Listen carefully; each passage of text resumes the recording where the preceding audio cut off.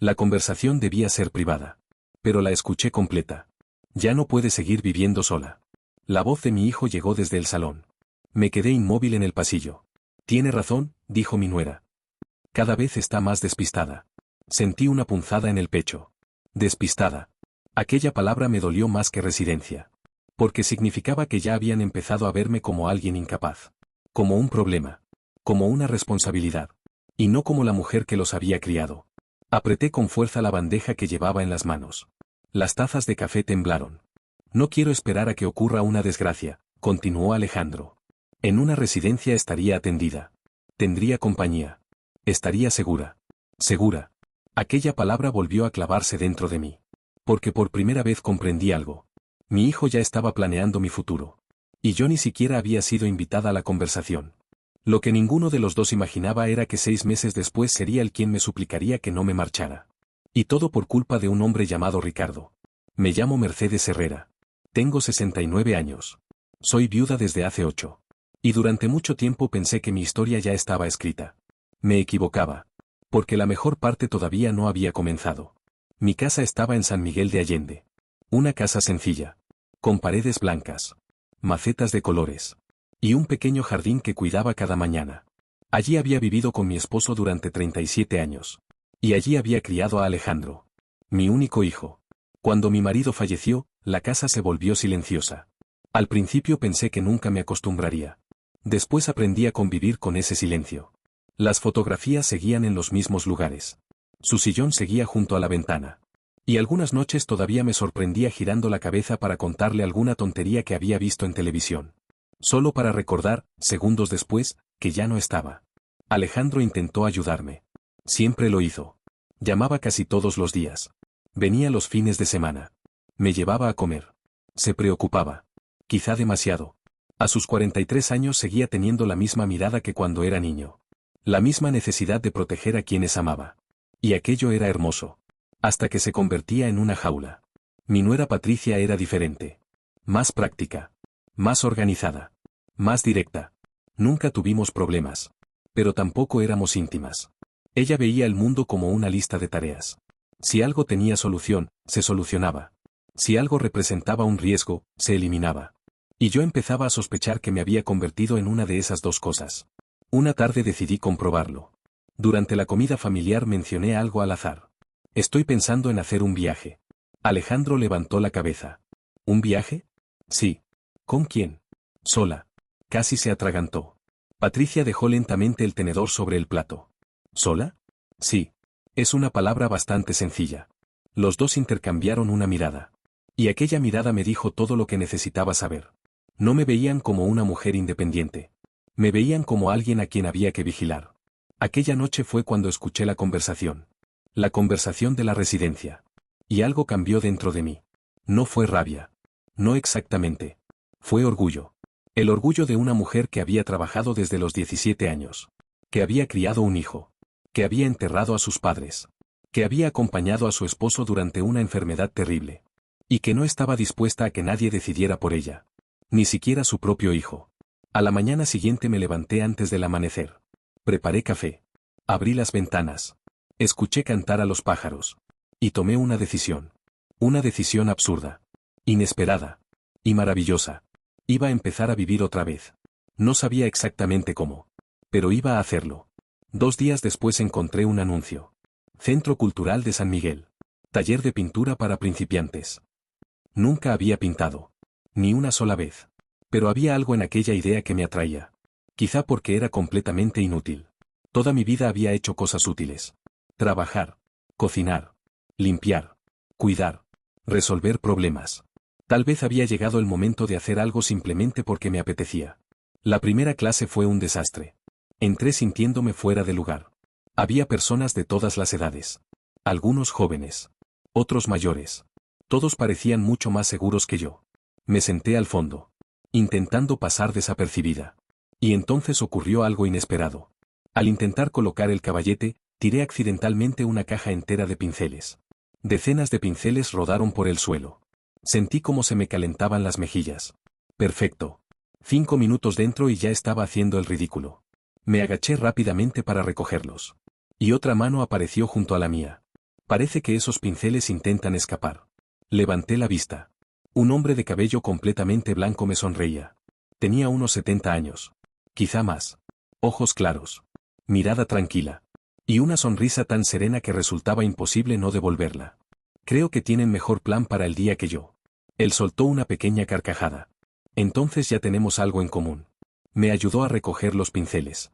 Ricardo. Mercedes. Mucho gusto. Aquella fue toda la conversación. 30 segundos. Quizá menos. Pero cuando la clase terminó me sorprendí pensando en ella. Porque había sido la primera conversación completamente nueva que tenía en mucho tiempo. Y sin saberlo, acababa de dar el primer paso hacia una vida que ni siquiera imaginaba posible. Volví a la siguiente clase. Y después a la siguiente. Y luego a otra más.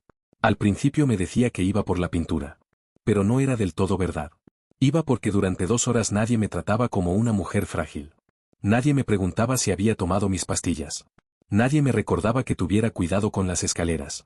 Nadie hablaba de mí como si mi vida estuviera llegando al final. Allí era simplemente Mercedes. Una alumna más. Una principiante.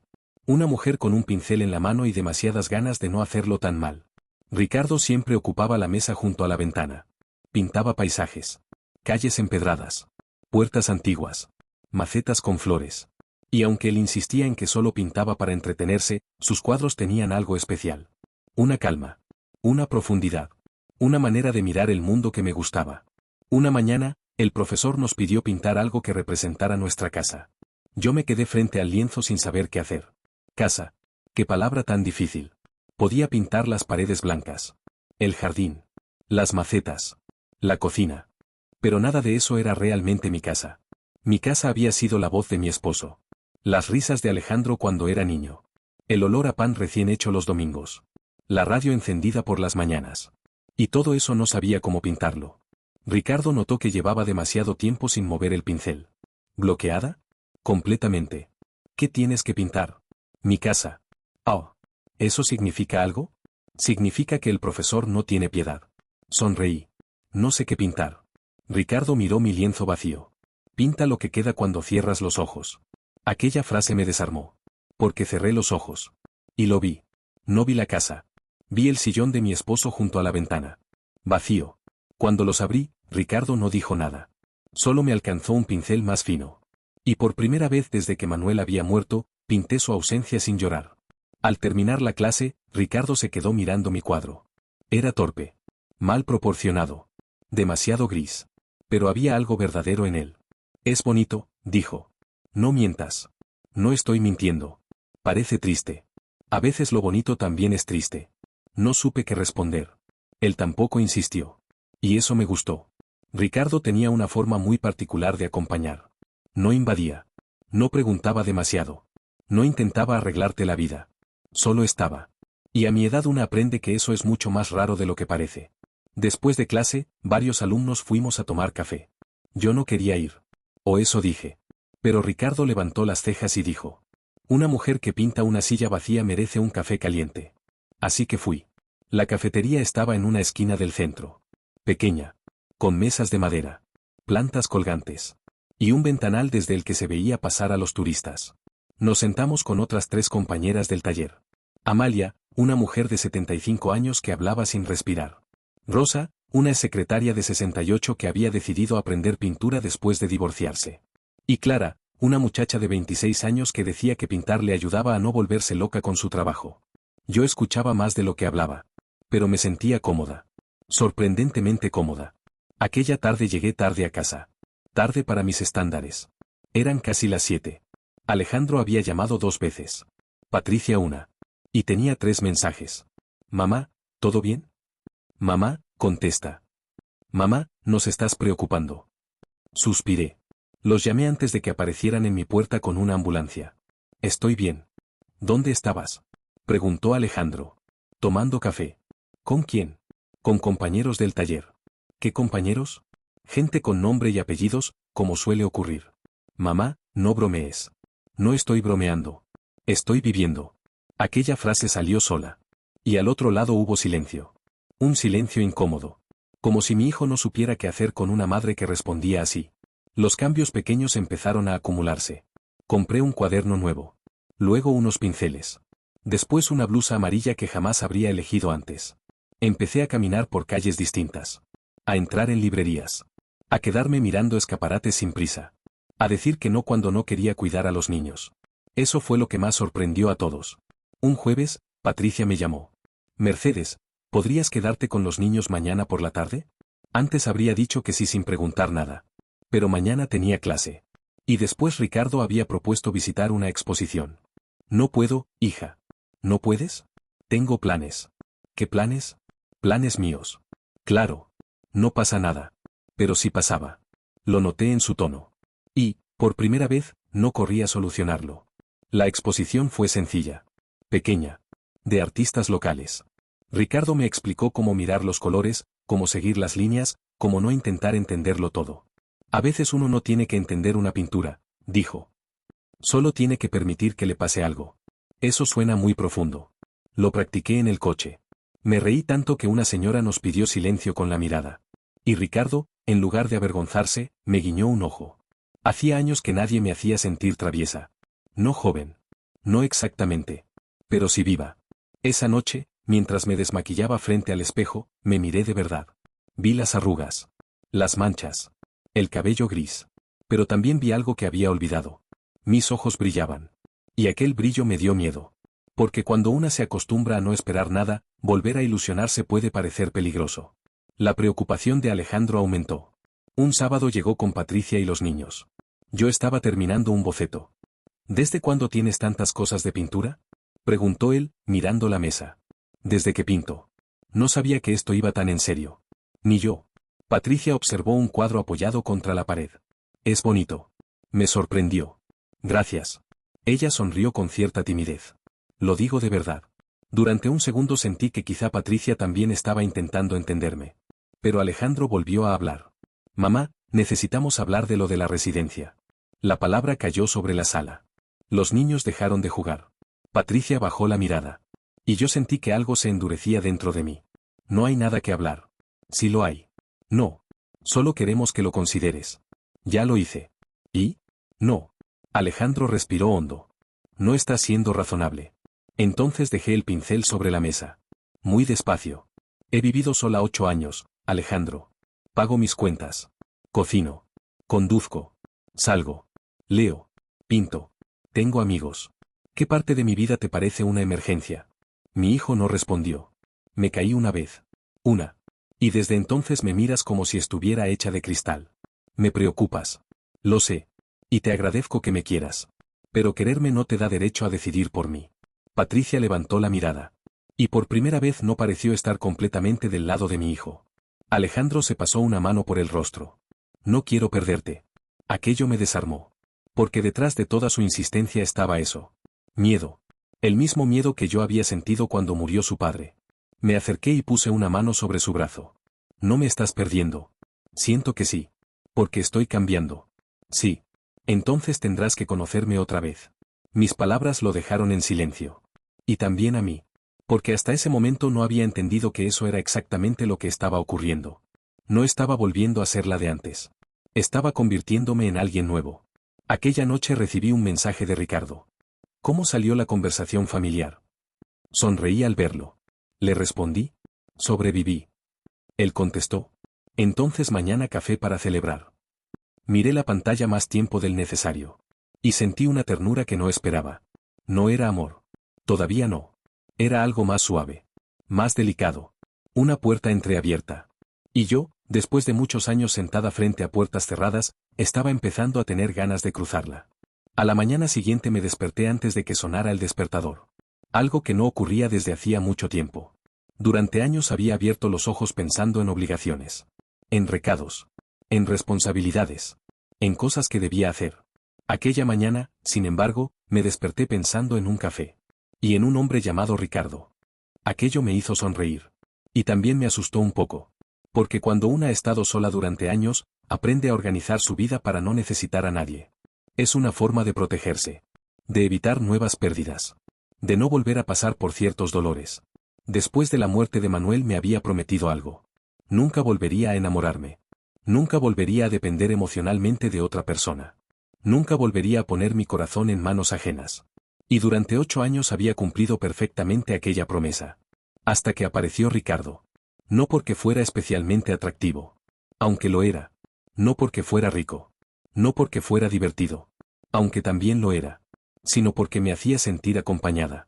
Nos encontramos en una pequeña cafetería cerca del jardín principal. Era uno de esos lugares donde los camareros ya conocen a los clientes habituales. Buenos días. Ricardo ya estaba sentado cuando llegué. Llegas temprano. Tú también. Eso es porque llevo 20 minutos aquí. ¿Esperándome? No. Practicando como parecer interesante. Volví a reír. Cada vez que estaba con él terminaba riéndome. Y comenzaba a sospechar que aquello era una especie de talento. Pasamos casi 2 horas hablando. De cosas importantes. Y de cosas completamente absurdas. Hablamos de nuestros matrimonios. De nuestros hijos. De nuestras ciudades favoritas. De los viajes que nunca hicimos. Y de los que todavía queríamos hacer. Siempre quise conocer Oaxaca. ¿Nunca has ido? Preguntó Ricardo. Nunca encontré el momento. Curioso. ¿Qué? La gente siempre cree que el tiempo se acaba. Y luego descubre que lo desperdició esperando el momento perfecto. Aquella frase se quedó conmigo todo el día. Porque era verdad. ¿Cuántas cosas había dejado para después? ¿Cuántos sueños había archivado en una carpeta invisible llamada algún día? Y de repente entendí algo. Quizá ese algún día había llegado. Las semanas siguientes fueron las más activas que recordaba en años. Comencé a salir más. Mucho más. Exposiciones. Conciertos. Charlas. Paseos. Lecturas públicas. Y en casi todas aparecía Ricardo. A veces lo organizábamos juntos. A veces coincidíamos. Y otras veces fingíamos que coincidíamos. Lo curioso era que ninguno de los dos hablaba de lo evidente. Porque ambos sabíamos que estaba ocurriendo algo. Pero también sabíamos que no teníamos 20 años. A nuestra edad las cosas avanzan de otra manera. Más despacio. Más conscientes. Con más miedo. Y quizá con más sinceridad. Una tarde recibí una llamada de Patricia. Su tono era extraño. Demasiado amable. Mercedes. Dime. ¿Podemos tomar un café? Aquello me sorprendió. Patricia nunca me llamaba para tomar café. Normalmente me llamaba para organizar algo. O pedir ayuda con los niños. O coordinar una comida familiar. Pero no para hablar. Acepté. Nos encontramos 2 días después. Y durante varios minutos habló de cosas sin importancia. El tiempo. Los niños. El trabajo. Hasta que finalmente llegó al verdadero motivo. Alejandro está preocupado. Suspiré. Ya lo sé. No. Creo que no lo sabes. Aquello llamó mi atención. Patricia removió lentamente su café. Desde que murió tu esposo tiene miedo de quedarse sin ti. Guardé silencio. Yo también me enfadaría si alguien intentara decidir dónde vivir. Continuó. Pero él no está intentando castigarte. Lo sé. Está aterrado. Por primera vez vi a Patricia de una manera diferente. No como la nuera práctica y organizada. Sino como una mujer intentando proteger a su marido. Y aquello cambió muchas cosas. ¿Y tú qué piensas? Pregunté. Ella sonrió. Creo que nunca te había visto tan feliz. Aquella respuesta me emocionó más de lo que esperaba. Porque era sincera. Y porque venía de alguien que normalmente medía mucho sus palabras. Gracias. No me las des todavía. ¿Por qué? Porque Alejandro está investigando a Ricardo. Casi escupo el café. ¿Qué? Lo que oyes. Me quedé mirándola. ¿Está investigando a Ricardo? Sí. ¿Como un detective? Más o menos. No pude evitar reír. Y cuanto más lo imaginaba, más gracioso me parecía. Mi hijo de 43 años investigando a un jubilado de 71. Era ridículo. Y al mismo tiempo profundamente revelador. Porque demostraba hasta qué punto estaba asustado. Aquella noche llamé a Ricardo. Tengo una noticia. ¿Buena o mala? Depende de cómo te tomes que mi hijo te esté investigando. Hubo unos segundos de silencio. Y después una carcajada tan fuerte que tuve que apartar el teléfono. ¿Investigándome? Sí. Espero que encuentre algo interesante. Porque yo llevo años buscándolo y no aparece. Me reí. Pero cuando la conversación terminó me quedé pensativa. Porque debajo de la comedia había algo más serio. Alejandro no estaba preparado para aceptar que yo siguiera avanzando. Y tarde o temprano tendríamos que enfrentarnos a esa realidad. No sabía cuándo ocurriría. Pero estaba cerca. Muy cerca. Y ninguno de los dos imaginaba que todo explotaría durante una comida familiar que debía haber sido completamente normal. La comida familiar estaba programada para el domingo. Nada especial. Solo una reunión más. Una de esas comidas que llevábamos haciendo años. Yo cocinaría. Los niños correrían por el jardín. Patricia intentaría convencer a todos de comer más ensalada. Y Alejandro hablaría de trabajo. Al menos, ese era el plan. Pero 3 días antes decidí cambiar algo. Llamé a Ricardo. ¿Tienes planes para el domingo? Depende. ¿Depende de qué? ¿De quién pregunta? Sonreí. Yo. Hubo unos segundos de silencio. Entonces no tengo planes. ¿Te gustaría venir a comer a casa? Aquella vez fue él quien guardó silencio. Más tiempo del habitual. ¿Estás segura? Completamente. ¿Tu familia también? Eso ya lo veremos. Ricardo soltó una carcajada. Mercedes Herrera, creo que te estás volviendo peligrosa. Eso mismo opina mi hijo. Cuando colgué sentí una mezcla de emoción y nervios. Porque sabía perfectamente lo que estaba haciendo. Hasta ese momento Alejandro había podido imaginar muchas cosas. Pero ahora tendría delante a la persona real.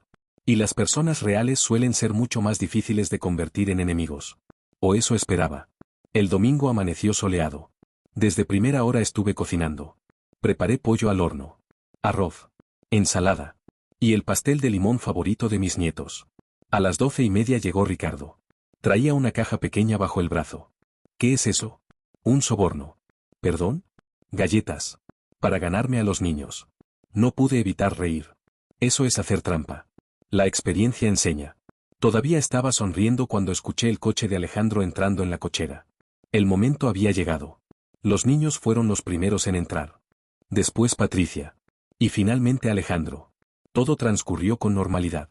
Hasta que vio a Ricardo. Entonces se quedó inmóvil. Durante un segundo completo.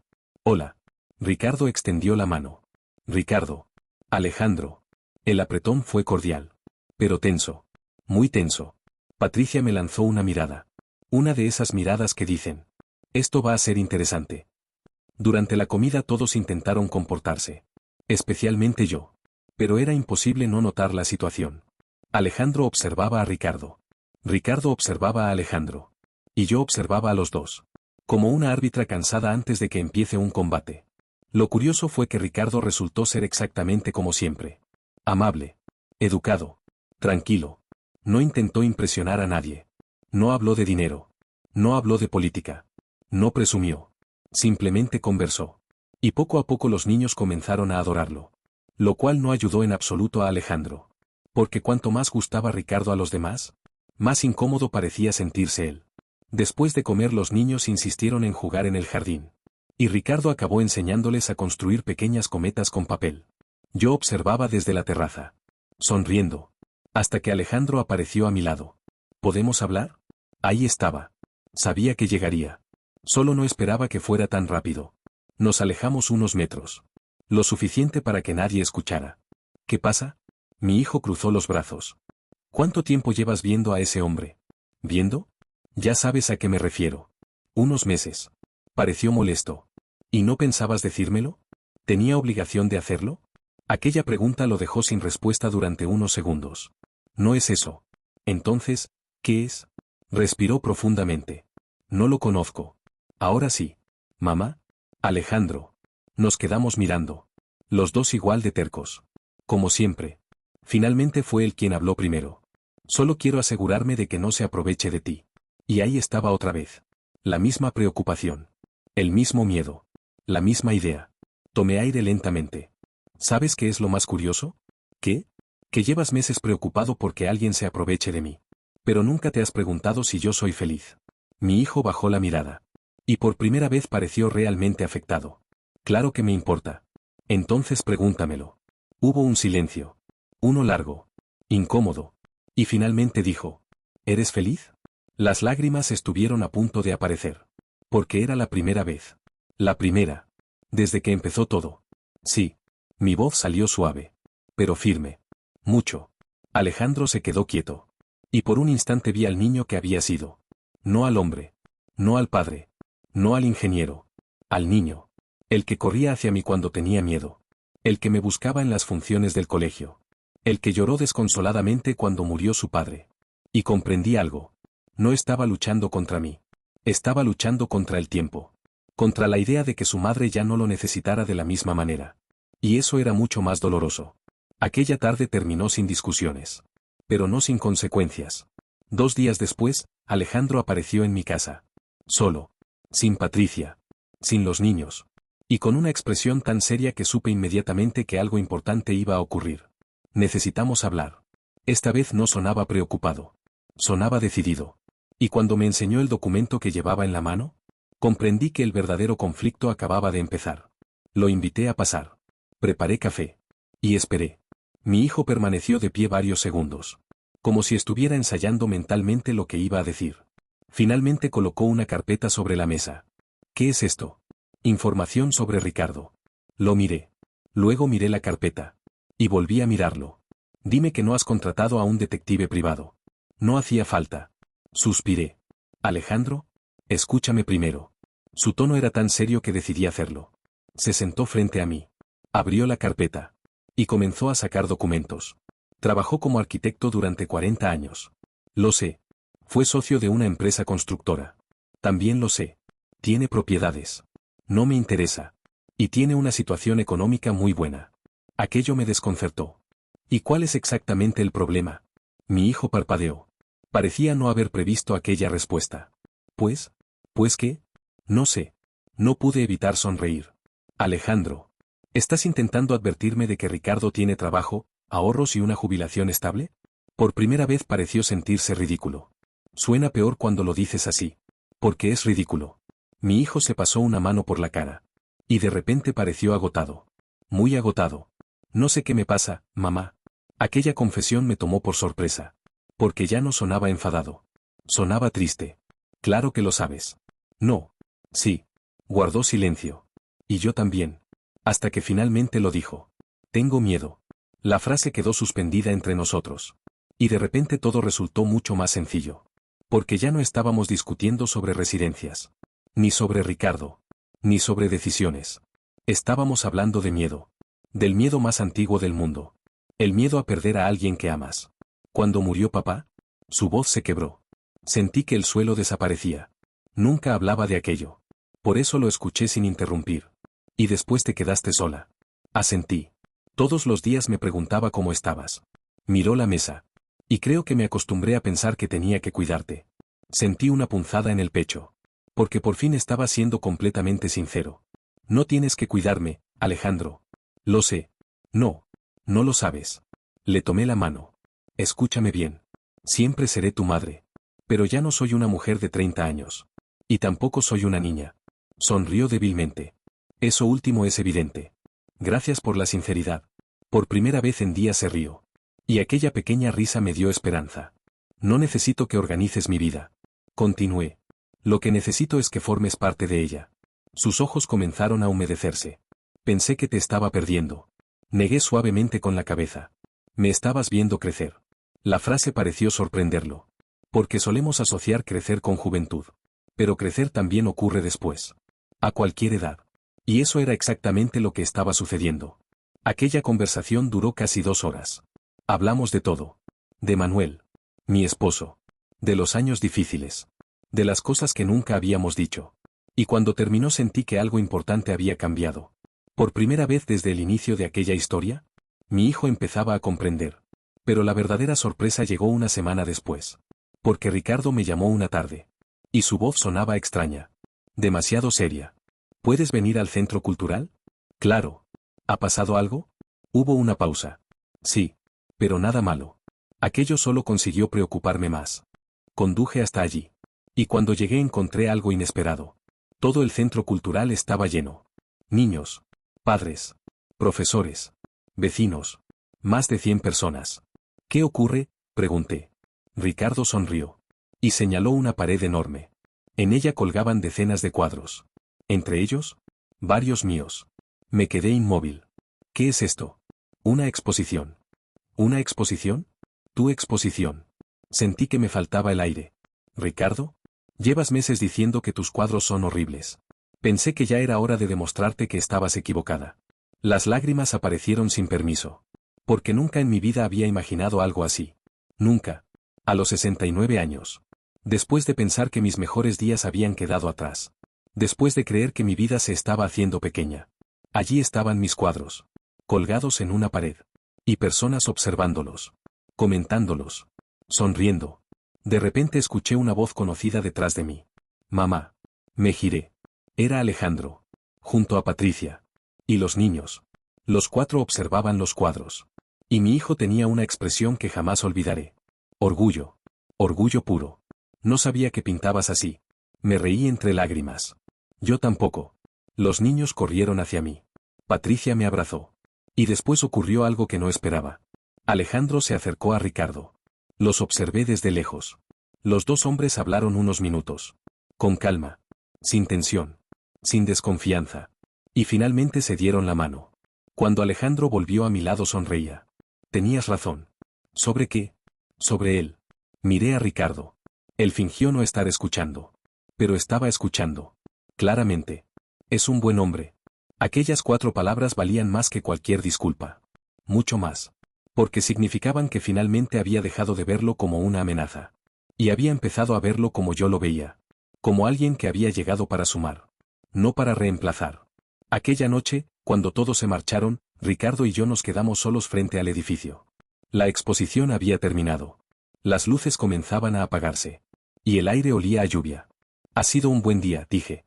Sí. Nos quedamos en silencio unos segundos. Y entonces Ricardo hizo algo inesperado. Tomó mi mano. Con suavidad. Como si me estuviera pidiendo permiso. Mercedes. ¿Sí? Creo que llevamos demasiado tiempo fingiendo que somos solo amigos. Sentí que el corazón se me aceleraba. Como una adolescente. Lo cual era completamente ridículo. Y maravilloso. Lo miré. Y sonreí. Sí. Creo que sí. Ricardo soltó una pequeña carcajada. Menos mal. Porque empezaba a pensar que era el único que se había dado cuenta. Créeme, no eras el único. Aquella noche no hubo declaraciones grandiosas. Ni promesas eternas. Ni escenas de película. Solo 2 personas mayores. 2 personas que habían amado. Que habían perdido. Que habían sufrido. Y que, contra todo pronóstico, habían encontrado compañía otra vez. Y a veces eso vale mucho más que cualquier romance de juventud. Las semanas siguientes fueron tranquilas. Felices. La relación con Alejandro mejoró poco a poco. No de golpe. No mágicamente. Pero mejoró. Porque ya no discutíamos. Ahora hablábamos. Y eso marcaba toda la diferencia. Una tarde vino a verme solo. Como había hecho tantas veces cuando era pequeño. Traía una bolsa de pan dulce. Y una expresión extraña. ¿Qué pasa?, pregunté. Quiero pedirte perdón. Aquello me sorprendió. No hace falta. Sí hace falta. Se sentó frente a mí. Intenté controlar cosas que no me correspondían.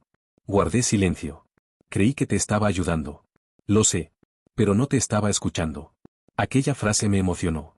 Porque era exactamente eso. No había sido maldad. Ni egoísmo. Ni falta de amor. Había sido miedo. Y el miedo, cuando no se habla, suele disfrazarse de control. Alejandro. ¿Sí? Todos cometemos errores. Sonrió. Algunos más espectaculares que otros. Como intentar enviar a tu madre a una residencia antes de tiempo. Los 2 nos echamos a reír. Y por primera vez desde que comenzó todo, la herida terminó de cerrarse. Un mes después ocurrió algo inesperado. Ricardo apareció una mañana con varios folletos turísticos. Necesito ayuda. ¿Con qué? Con una decisión muy complicada.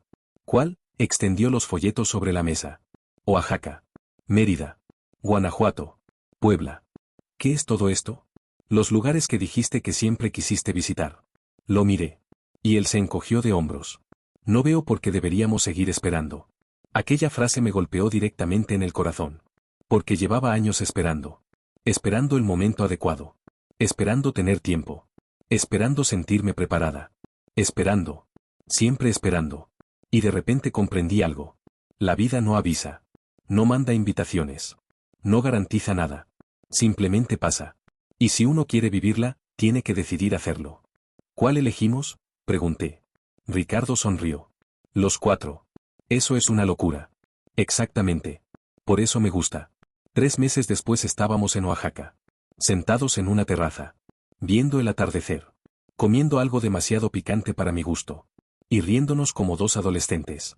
Aquella tarde recibí una videollamada. Eran Alejandro. Patricia. Y los niños. Abuela. Gritó el más pequeño. ¿Cómo está Oaxaca? Muy bonita. ¿Y cuándo vuelves? Sonreí. Pronto. Te extrañamos. Sentí un nudo en la garganta. Yo también os extraño. Cuando terminó la llamada me quedé mirando la pantalla apagada. Y Ricardo me observó en silencio. ¿Qué piensas?, preguntó. Respiré profundamente. Y observé el cielo teñido de naranja. Las calles llenas de vida. La gente caminando. La música sonando a lo lejos. Y pensé en todo lo que había ocurrido. En la conversación que escuché por accidente. En la residencia. En las discusiones. En el miedo. En la pintura. En la exposición. En Ricardo. En mi hijo. En mí. Y finalmente respondí. Pienso que estuve a punto de renunciar a mi vida sin darme cuenta. Ricardo apretó suavemente mi mano. Pero no lo hiciste. Negué despacio. No. Y sonreí. Porque era verdad. No lo había hecho. A veces las personas creen que cumplir años significa hacerse pequeñas. Hablar menos. Soñar menos. Esperar menos. Como si la vida tuviera una fecha de caducidad invisible. Pero estaban equivocadas. Porque la ilusión no tiene edad. La amistad no tiene edad. La felicidad no tiene edad. ¿Y el amor? Tampoco. Aquella noche, mientras el sol desaparecía detrás de los tejados de Oaxaca, comprendí algo que me habría gustado saber mucho antes. La vida no termina cuando envejecemos. Termina cuando dejamos de atrevernos. Y yo acababa de descubrir que todavía me quedaban muchísimas cosas por atreverme a vivir. Si te ha gustado esta historia, recuerda darle like y suscribirte al canal. Que tengas un precioso día.